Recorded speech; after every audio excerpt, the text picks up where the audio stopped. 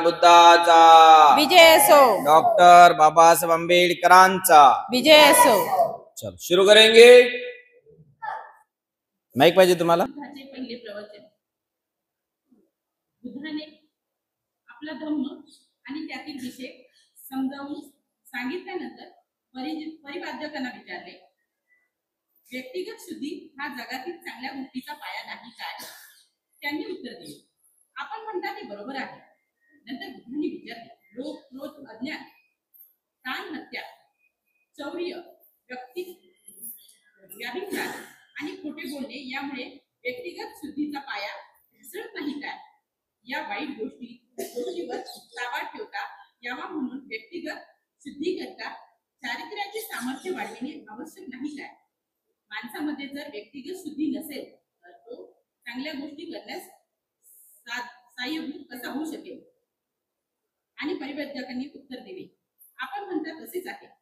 आणखीन असे की दुसऱ्यांना गुलाम करण्यात आणि त्यांच्यावर सत्ता गाजवण्यात लोकांना हरकत का वाटत नाही? दुसऱ्यांचे जीवन दुःखी करण्यात त्यांना काही का वाटत नाही? माणसे एकमेकांशी सदाचाराने वागत नाही हेच त्याचे कारण नव्हे काय? आणि परिवर्तक उत्तर दिले, बरोबर आहे।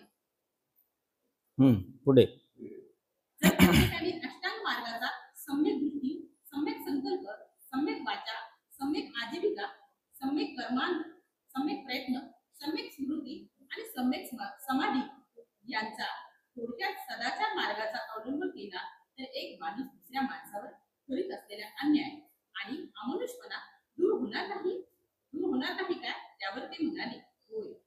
शील किंवा सद्गुणाच्या मार्गावर उल्लेख करून बुद्धाने विचारले, गरजू आणि गरीब लोकांचे दुःख नाहीसे करण्यासाठी आणि सर्व लोकांचे कल्याण करण्यासाठी दान आवश्यक नाही काय?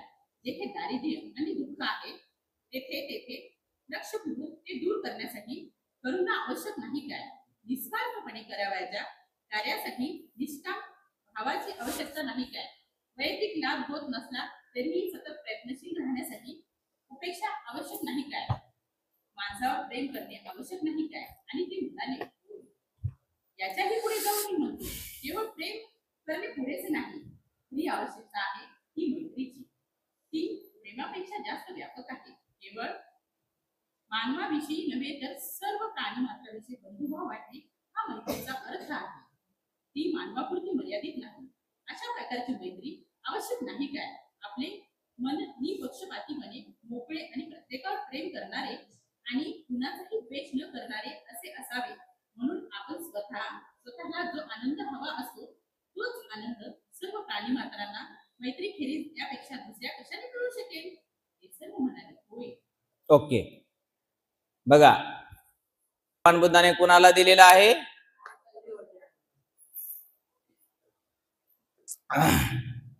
पंचपरिव्राजकांना। त्यांचं नाव काय आहे? कौंडिन्य, वप्प, बद्धीय, महानाम आणि अश्वजित। भगवान बुद्धाने पहिलं प्रवचन त्यांना दिलं, सारनाथ येथे दिलं। त्याच्यामध्ये काय काय सांगितलं त्यांनी? 4 आर्य सत्य सांगितले, आर्य अष्टांगिक मार्ग सांगितला, लोभ देश मोहापासून दूर राहा असं सांगितलं। त्याचबरोबर मग प्रवचन वगैरे सर्व झाल्यानंतर भगवान बुद्ध त्यांना विचारू लागले। काय विचारू लागले? की सम्यक दृष्टी पालन केल्याने कोणाचं वाईट होतं का? नाही। चांगला विचार केल्याने कोणाचं वाईट होतं का? चांगलं बोलल्याने कोणाचं वाईट होतं का? चांगलं काम केल्याने कोणाचं वाईट होतं का? कोणाचं चांगलं होतं? आपलंच चांगलं होतं, सगळ्याच चांगलं होतं। चांगली आजीविका ठेवल्याने कोणाचं काय बिघडतं का? नाही। चांगला व्यायाम केल्याने, मनाला शुद्ध केल्याने कोणाचं वाईट होतं का? नाही। स्मृतिमान राहिल्याने कोणाचं काही वाईट होतं का? चांगलं प्रथम, द्वितीय, तृतीय, चतुर्थ ध्यान लागणं हे चांगलं आहे का वाईट आहे? त्या काळातले परिव्राजक काय करायचे? तपश्चर्येला जास्त महत्व द्यायचे।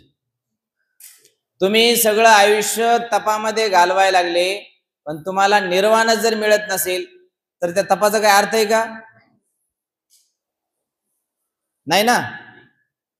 तुम्ही कामभोगामध्ये आहात, पण त्यातून तुम्हाला निर्वाणच मिळणार नाही, तर तुमच्या तपाचा काही अर्थ आहे का? कामभोगाचा काही अर्थ आहे का? नाही. असं भगवान बुद्ध त्यांना विचारतात. मग तुम्ही या तपाला देखील सोडा आणि काम भोगाला देखील सोडा आणि कोणत्या मार्गाला स्वीकारा? आर्य अष्टांगिक मार्गाला, म्हणजे मध्यम मार्गाला. म्हणजे सम्यक दृष्टी स्वीकारा, संकल्प स्वीकारा, चांगला विचार करा. सम्यक वाचा म्हणजे चांगलं बोला, सम्यक कर्म चांगलं काम करा, आजीविका शुद्ध आजीविका ठेवा, व्यायाम स्मृती समाधी हे सगळं चांगलं ठेवा. याने तुमचंही चांगलं होईल आणि लोकांचंही चांगलं होईल. लोकांवर अन्याय अमानुष करणे हा काही माणसाचा धर्म आहे का? नाही. तुम्ही माणसं आहात, माणसासारखं राहायला पाहिजे. यासाठी मी जसं सांगेल तसंच करा. मी जसं तुम्हाला आदेश उपदेश करेल, आज्ञा देईल, त्याचप्रमाणे त्या सर्व शिरोधार्य माना. आणि असं मत परिवर्तन, मन परिवर्तन आपल्या बुद्धाने त्या पंचपरिव्राजकांचं केलं आणि भगवान बुद्धाच्या आचारा विचार आणि प्रचाराला ते फार जोमानं लागले. भगवान बुद्ध त्यांना काय काय म्हणतात? दारिद्र्य दुःखातून मुक्त होण्यासाठी करुणा आवश्यक नाही का? मैत्री आवश्यक नाही का? त्यावेळेस सर्व परिवाराचे काय म्हणायचे? हो, मैत्री आवश्यक आहे की नाही? करुणा आवश्यक आहे की नाही? मुदिता आवश्यक आहे की नाही? उपेक्षा म्हणजे समता भाव आवश्यक आहे की नाही? सर्व परिव्राजक म्हणाले हो, तुमचंच खरंय, तुम्ही जे म्हणता ते सत्य आहे आणि तुम्ही जे आम्हाला सांगाल ते आम्ही मानू. आणि अशा पद्धतीने सर्वांनी अफर्मेटिव्ह होकारार्थी सकारात्मक उत्तरे दिले आणि भगवान बुद्धाने आपलं असंच प्रवचन कंटिन्यू चालू ठेवलं. नेक्स्ट, सद्गुणांच्या आचरणात प्रज्ञेची बुद्धीची जोड काय? बुद्धाने विचारले, प्रज्ञा आवश्यक नाही काय? परिवर्तकांनी काहीच उत्तर दिले नाही.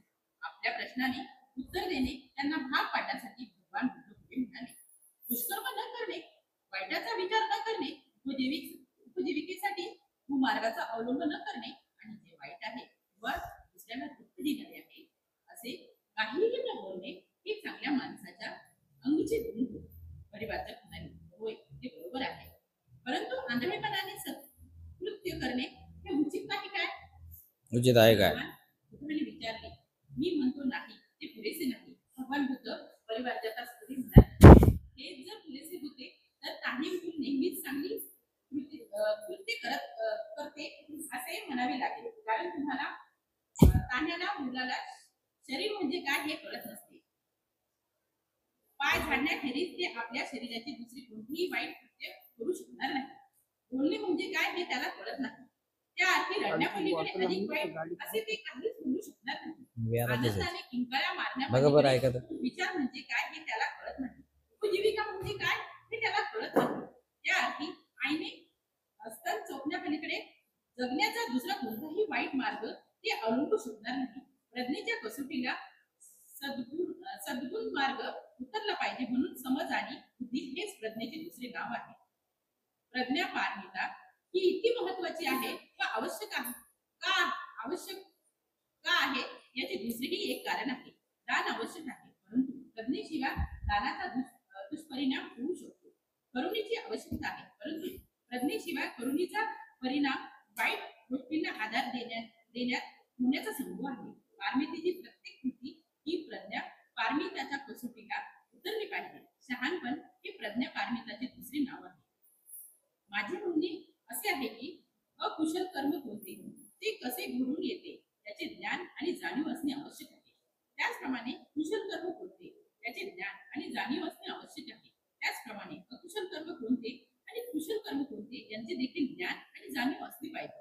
अशा ज्ञानाशिवाय कृती चांगली असूनही खरा चांगलपणा असू शकणार नाही. म्हणूनच मी म्हणतो की प्रज्ञा हा एक अत्यावश्यक असा सद्गुण आहे. नंतर परिवर्तकांना पुढील प्रमाणे आदेश देऊन भगवान बुद्धांनी आपले प्रवचन संपविले. ठीक. न करणे, वाईट विचार न करणे, उपजीविकेसाठी कुमार्गाचा अवलंब न करणे आणि जे वाईट आहे किंवा दुसऱ्याला दुःख देणारे आहे असे काही न बोलणे, हे चांगल्या माणसाचे गुण आहेत का नाही? आहेत ना. मग हे धारण करा असं सिद्धार्थ बोधिसत्व भगवान बुद्ध कोणाला समजावतात? त्या परिव्राजकांना. परिव्राजकांना समजावतात म्हणजेच ते कोणाला समजवायला लागले? आपल्यासारख्यांना पण. आपल्याला पण हे विनय लागू पडतात की नाही? आपल्याला हे जीवनामध्ये उपयोगी आवश्यक विनय नियम आहेत की नाही? काय सांगतात भगवान बुद्ध? दुष्कर्म करू नका, वाईट विचार करू नका, उपजीविका साठी कुमार्गाला अवलंब न करणे, वाईट आहे त्याला दुसऱ्याला दुःख देणारे असे काही काम न करणे. याच्यामध्ये आपल्याला काय दिसतं? आर्य अष्टांगिक मार्ग दिसतो. दुष्कर्म न करणे म्हणजे सम्यक कर्म करणे, दुष्ट न बोलणे म्हणजे सम्यक वाचाने बोलणे, दुसऱ्याला दुखवणारं काम न करणे म्हणजे सम्यक आजीविका करणे. आणि सम्यक आजीविका, सम्यक वाचा, सम्यक कर्म जर असेल तर असा माणूस हा निर्वाणापर्यंत पोहोचतो. म्हणून तुम्ही देखील या गोष्टी बदलल्या पाहिजे. भगवान बुद्ध काय उदाहरण देतात? एका तान्या बाळाचं. त्या तान्या बाळाला काय माहितीये? कुशल काय नाकुशल काय माहितीये का त्याला? लहान बाळाला काय माहिती असतं? दूध पिण्याशिवाय, हातपाय जोडण्याशिवाय. पण आपण जाणकार आहोत ना, आपण समजूतदार आहोत ना, आपल्याला कळतं नाही चांगलं आहे आणि हे आपल्याला कळतं नाही वाईट आहे. हिंसा करणं चांगलं आहे. अरे कळतं का तुम्हाला? मला वाटलं नुसतंच ऐकायले. चोरी करणं तर त्याच्यापेक्षा पण वाईट आहे हे जर आपल्याला कळतं आहे, पण तरीही माणूस काय करतो? तरीही चोट्टे चोरी करतातच. चांगलं वाईट आहे म्हणून देखील करतात. बघा हे काय? फॅन आहे. पण तुम्हाला फॅन दिसायला लागला, पण एखादा आत्महत्या विचार करणं त्याला काय दिसणे?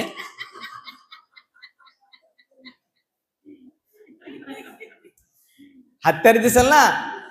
तो पहिले दोरी पाहिल, इकडं तिकडं, नाही तर वगैरे वगैरे असो. चाकू कापायचं साधन आहे, ते डॉक्टरासाठी चांगलं साधन आहे. पण एखाद्या खुंखार अंगोली मालासाठी ते स्टॅप करेल, तो एखाद्याला उपसून देईल, जेलमध्ये जाईल. 302च्या अंतर्गत तो सजा भोगत बसेल. असं आहे ना. आपल्याला चांगलं काय वाईट काय हे तुम्हाला समजतं ना. परिव्राजका हो, उपासक उपासिका हो, त्या पद्धतीने तुम्ही आचरणात आणायचा प्रयत्न करा, असं भगवान बुद्ध त्यांना समजावतात. अशा पद्धतीने भगवान बुद्धाने नंतर प्रवचन आपलं थांबवलं. प्रवचन तुम्ही एकदा मूळ प्रवचन जे आपण पहिलं प्रवचन सारनाथला दिलं, धम्मचक्र प्रवर्तन सुत्त दिलं. अंगुलीमाल भंतेने त्या पहिल्या प्रवचनावर एक पुस्तक लिहिलेले, त्याचं नाव आहे धम्मचक्र प्रवर्तन सुत्त तथा अनंत लखन सुत्त. भगवान बुद्ध झाल्यानंतर त्यांनी पहिलं प्रवचन जे दिलं सारनाथ, वाराणसी, काशी येथे, तर ते प्रवचन अंगुलीमाल भंतीने एका पुस्तक रूपी आकार देऊन ते छापलेलं आहे. तर नुसतं पहिलं प्रवचन दिलं एवढंच आपल्याला ऐकिवात आहे, आपण ते प्रत्यक्ष वाचले देखील पाहिजे. उद्या मी ते अवश्य पुस्तक घेऊन यायचा प्रयत्न करतो, जेणेकरून तुम्ही ते अवश्य वाचायला पाहिजे. बरोबर आहे की नाही? धम्मपद सगळ्यांनी ऐकलेले की नाही? आणि वाचलेले कोणी? कमी. बुद्धाने त्यांचा धम्म, बुद्धाने त्यांचा धम्म, बुद्धाने त्यांचा सगळ्यालाच माहितीये. कधी वाचायचा? वर्षावासात माहितीये. पण त्याच्यामध्ये काय हे कोणाला माहितीये का? त्याच्यामध्ये दोनच गोष्टी असं म्हणतात, 563 आणि 483. याच्या व्यतिरिक्त पण काही आहे ना. Okay, next.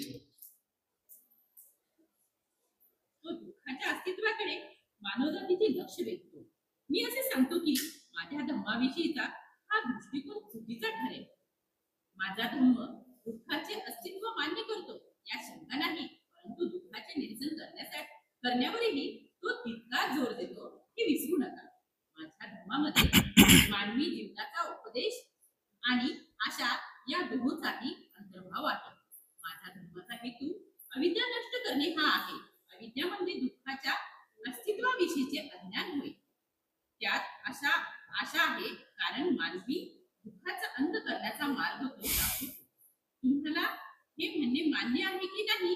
आणि परिव्राजक म्हणाले, होय, आम्हाला हे म्हणणे मान्य आहे. बघा, भगवान बुद्धाने एकूण 4 आर्य सत्य मांडलेले. किती? 4. हा. दुःख, दुःखाचे कारण, दुःखाचे निवारण आणि दुःख निवारण्याचा मार्ग.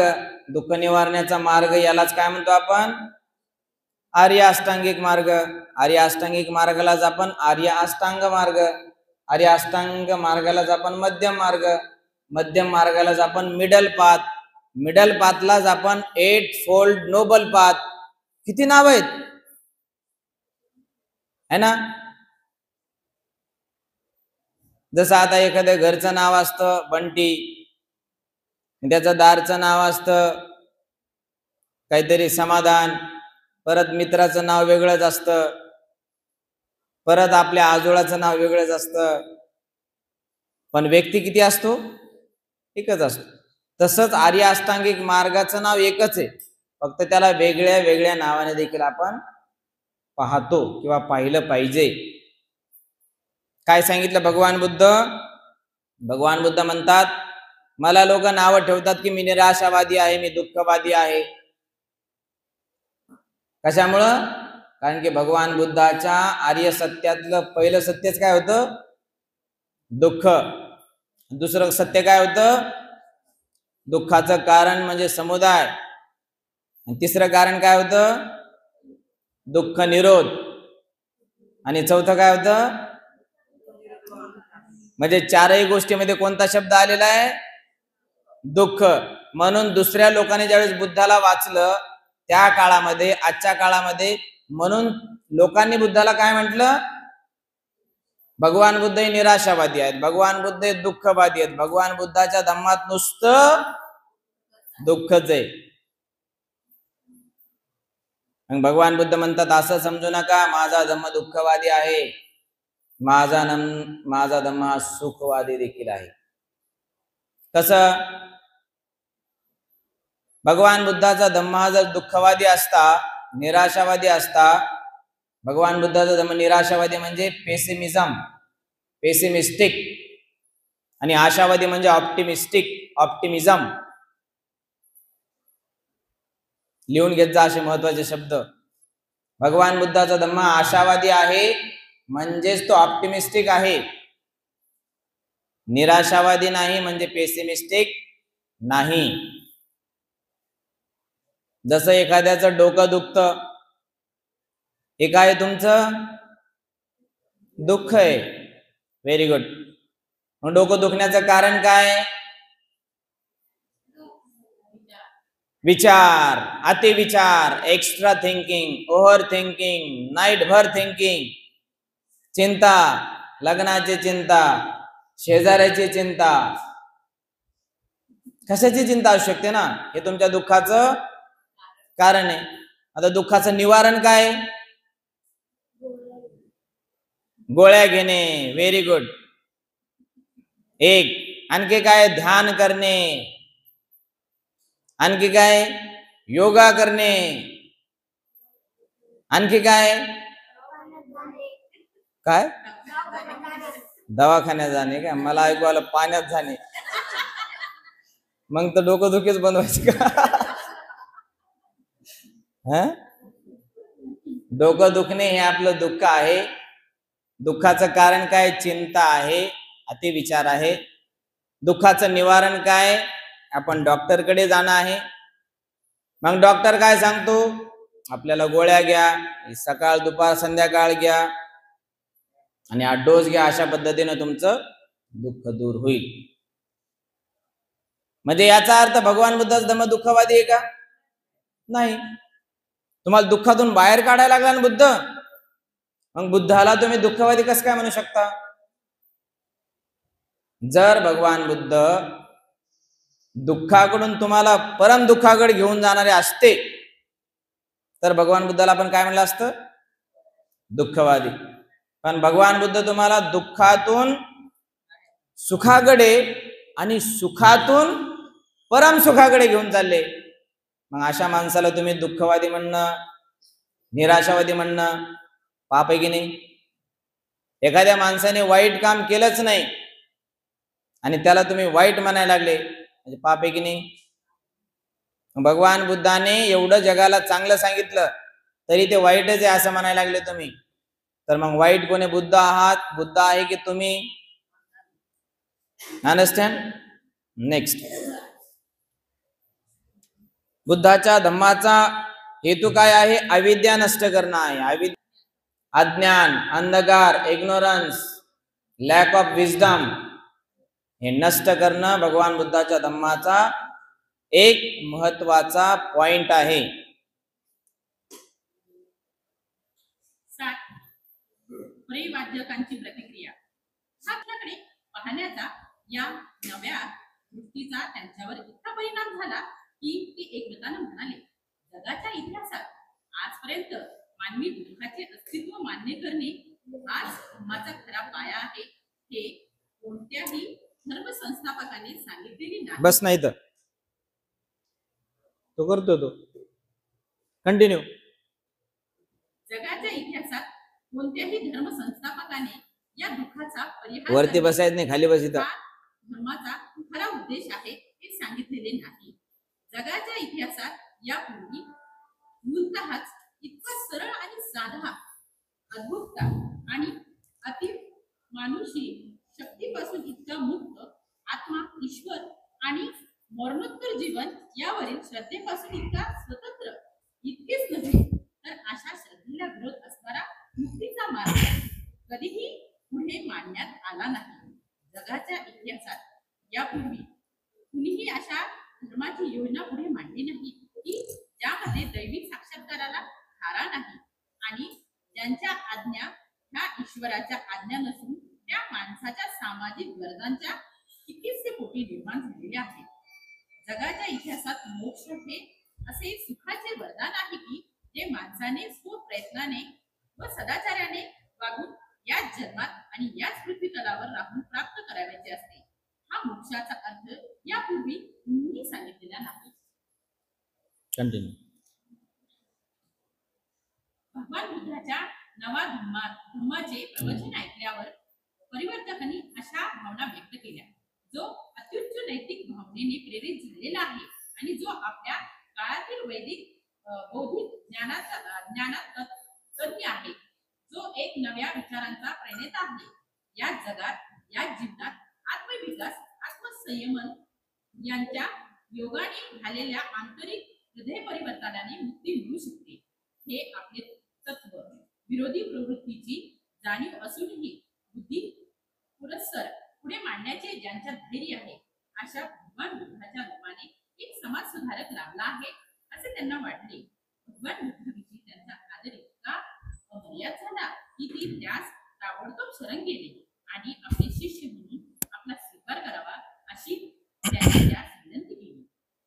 ऐक भिक्खुवे हा मंत्र उच्चारून भगवान बुद्धाने त्यांना आपला धर्मात प्रविष्ट करून घेतले. ते पंचवर्गीय भिक्खू पुढे ओळखले जाऊ लागले. कोणते वर्गीय? पंचवर्गीय. पंचवर्गीय. बघा, मानायचे की नाही?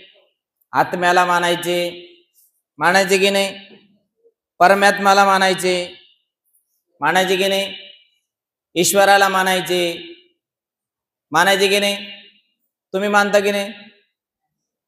परमेश्वराला ते मानायचे, तुम्ही मानता की नाही? हा का नाही? हा, हे ध्यान केल्याचे जास्त हा चंचलपणा असला पाहिजे, मतिमंदपणा नसला पाहिजे, मरगळ झटकून. तुम्ही देवाला मानता की मानत नाही? मानता. वा.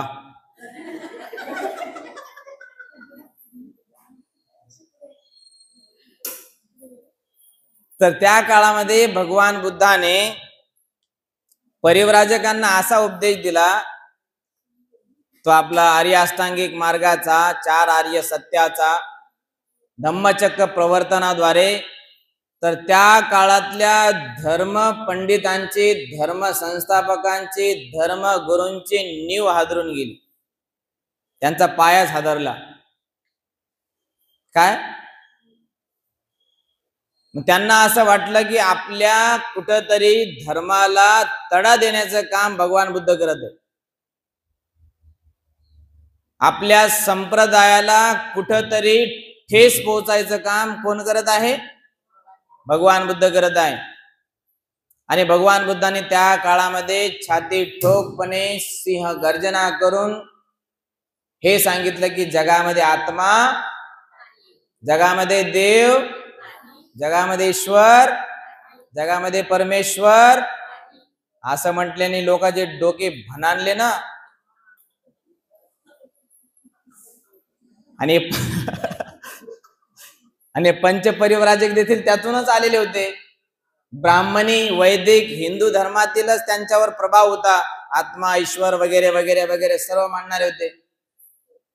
मग अशा लोकांच्या डोक्यामध्ये लख लख काय उजेड पडला, प्रकाश पडला.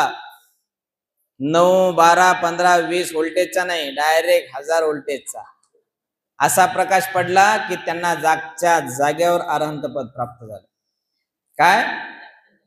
बुद्ध बोलले, बोलता क्षणी, बोलता बोलता सगळं धारण केलं आणि जागच्या जागी ते अरहंत झाले. आणि अरहंत होऊन काय म्हणतात? बनते भगवान, आम्हाला तुमचा शिष्य म्हणून स्वीकार करा, आम्ही तुम्हाला शरण आलो आहोत. बुद्धं शरणं गच्छामि, धम्मं शरणं गच्छामि, संघं शरणं गच्छामि. अशा पद्धतीने पंचपरिव्राजक बदलले. त्यांनी काय प्रतिक्रिया दिली? आजपर्यंत आम्हाला असं कोणी सांगितलंच नाही, आजपर्यंत आम्हाला असं कोणी माहितीच दिली नाही. आजपर्यंत बऱ्याच ठिकाणी गेलो आम्ही, पण सगळ्यांनी आम्हाला आत्मा, मोक्ष याच्यामध्येच गुरफटून टाकलं. तप करा, जप करा, त्याग करा, तपश्चर्या करा, तुम्हाला मोक्ष मिळेल. आम्हाला तर ते काही माहीतच नाही. परंतु तुम्ही जे सांगितलं आम्हाला ते फार महत्वाचं सांगितलं. भगवान बुद्धाच्या धम्मामध्ये दैवी साक्षात्काराला देखील थारा आहे का? चमत्काराला थारा आहे का? आणि जगामध्ये काय चालू आहे? जिथे चमत्कार त्याला नमस्कार, केला चमत्कार तर होतो नमस्कार.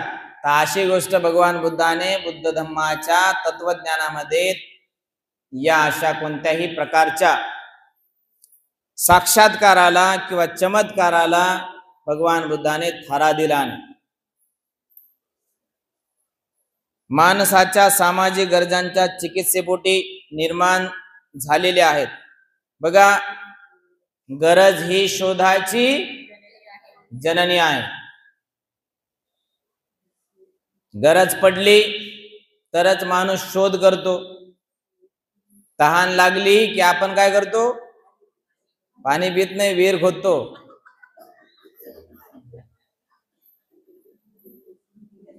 लागली तहान, मन आहे ना ती.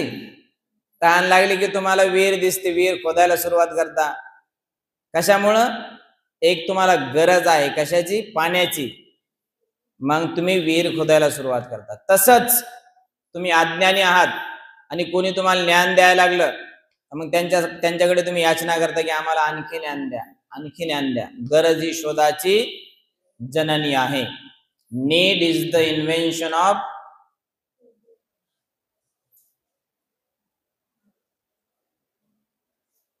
काय ते वाक्य?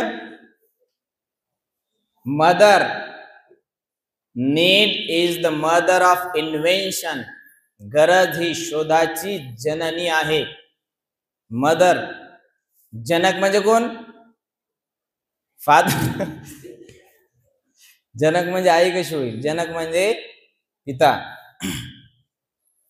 जगाच्या इतिहासात मोक्ष हे असे सुखाचे वरदान आहे की जे माणसाने स्वप्रयत्नाने सदाचाराने वागून याच जन्मात याच पृथ्वीतलावर राहून प्राप्त करायचे असते.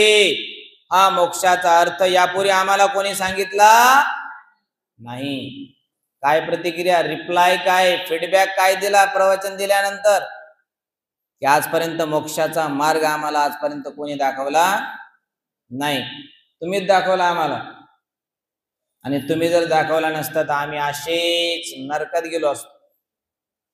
गेलो असते की नाही? आहे ना.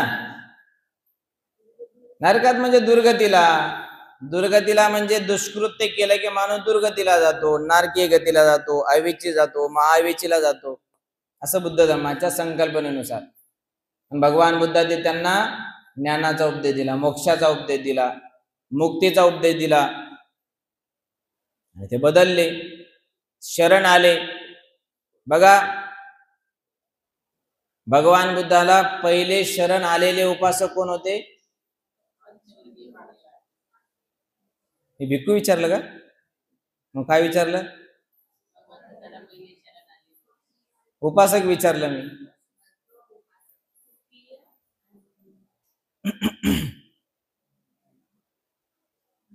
भगवान बुद्धाला आणि भगवान बुद्धाच्या धम्माला पहिले शरण आलेले दोन उपासक होते. म्हणजे कोण होते ते? तपस्सू आणि भल्लिक. कोण होते? म्हणजे बुद्धाला आणि धम्माला शरण गेलेले म्हणजे कसे? ज्यांनी फक्त बुद्धं शरणं गच्छामि म्हटलं एक, आणि ज्यांनी धम्मं शरणं गच्छामि म्हटलं दोन. म्हणजे बुद्धाला आणि धम्माला शरण गेलेले पहिले बुद्धाच्या काळातले उपासक जर कोण असेल तर तपस्वी आणि भल्लिक. ज्यावेळी भगवान बुद्धाने नुकतंच बुद्धत्व प्राप्त केलं, बुद्धत्व प्राप्त केल्यानंतर ते व्यापारी होते. तपस्वी भल्लिक मोठे व्यापारी होते, मस्त बिग ब्रदर होते. आणि त्यांनी व्यापार करता करता त्यांना माहिती मिळाली की बुद्ध ज्ञान प्राप्त झाले, तर आपण त्यांना आपल्या भोजनातील टिफिन मधील काहीतरी आपण त्यांना दान देऊ. मग त्यावेळेस त्यांनी मध, थोडासा खिचडी, त्या काळातील दही, अशा पद्धतीनं सगळं त्यांना आपल्या हाताने भगवान बुद्धाला अर्पण केलं. हे दोन उपासक प्रथम बुद्ध आणि धम्माला शरण आलेले आहेत. आता बुद्ध आणि धम्म आणि संघाला शरण आलेले पहिले कोण आहेत?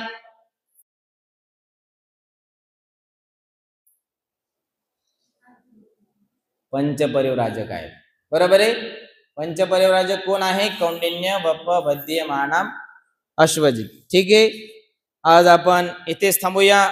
परिव्राजकांची प्रतिक्रिया आणि भगवान बुद्धाचे पहिले प्रवचन पूर्ण या ठिकाणी आपण थांबूया. सर्वांना खूप खूप शुभेच्छा, सदिच्छा, आशीर्वाद, मांगल्याची भावना करतो.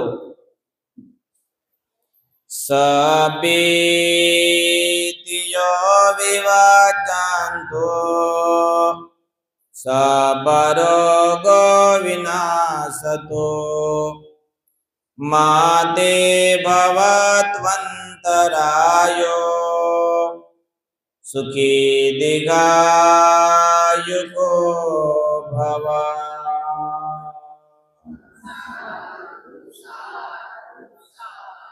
बुद्धं नमामि, धम्मं नमामि, संघं नमामि.